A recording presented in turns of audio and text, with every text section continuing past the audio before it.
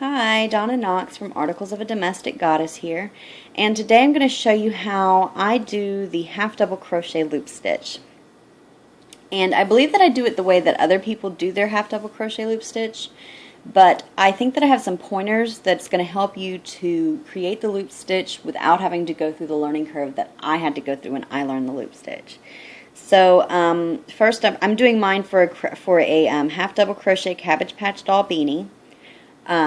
So what I'm going to do first is I'm going to chain one and I'm going to turn, because this is the right side of my hat here, and the loop stitch is going to be on the back of your work. The loop is going to be back there. So this here is what's going to create my loop. So I'm going to take my working yarn. I'm going to choke up on it a little bit, and I want my loops to be about 1 inch long. And for those that don't know, this knuckle to this knuckle is about 1 inch long. And I use that as my guide to create my first loop stitch. And I'm going to yarn over, put my hook through the next stitch, which is a little bit tight because mine's in a join. And then I'm going to guide it, and it needs to be a little bit shorter. So I'm going to yarn over, and how you yarn over with the loop stitch is you go back. And you pull both of these loops here, and that creates you a little loop there. Okay. And so I'm going to take my loop that I've created, and I'm going to drop it back and hold it while I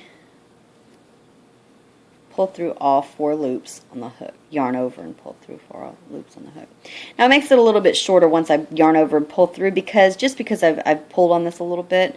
You want to tug it out a little bit, not yank, because you definitely don't want these stitches to get any shorter.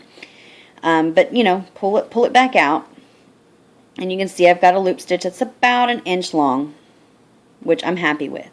So here's the other step that I find is helpful, and that's moving on with the loop stitch. So you know how to do the loop stitch now, and I'll keep showing you. But the next one is, this is what I found that helps me quite a bit. I'm going to yarn over, I'm going to put through, because it's a half double crochet loop stitch, and I yarn over. And I'm going to put this loop back onto my finger.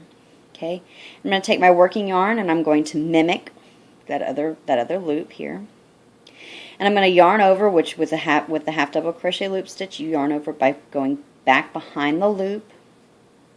Okay, and by using this one as a guide, this last one as a guide, you're able to create. This one's going to be a little bit tighter as you have it pulled through, by the way.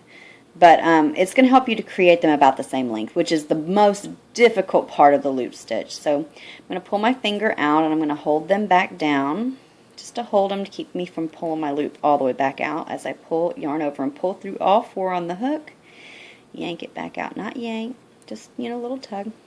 And they're about the same length, which is that is the hardest part of the loop stitch. If you can do that, then you can do the loop stitch. So I'm going to yarn over, put my hook through my next stitch, take my last loop, put it on my finger, choke up on my working yarn, mimic the other one, go back to yarn over, pull through both loops, which gives me 4 loops on my hook, drop my loops back and hold them, yarn over and pull through all 4 on the hook.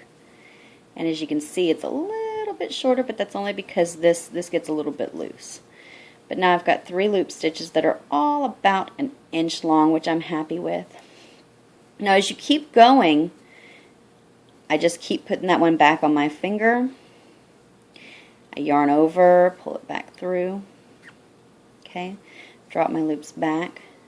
And every 4 or 5 stitches or so, I'm going to, and I'm going to pull it, I'm going to just check. You don't have to check every one like I've shown you here, but it helps, you know, once you get about halfway through the beanie, you might want to make sure that you're not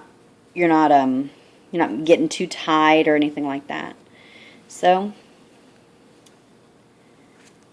it looks like that is how you create the half double crochet loop stitch.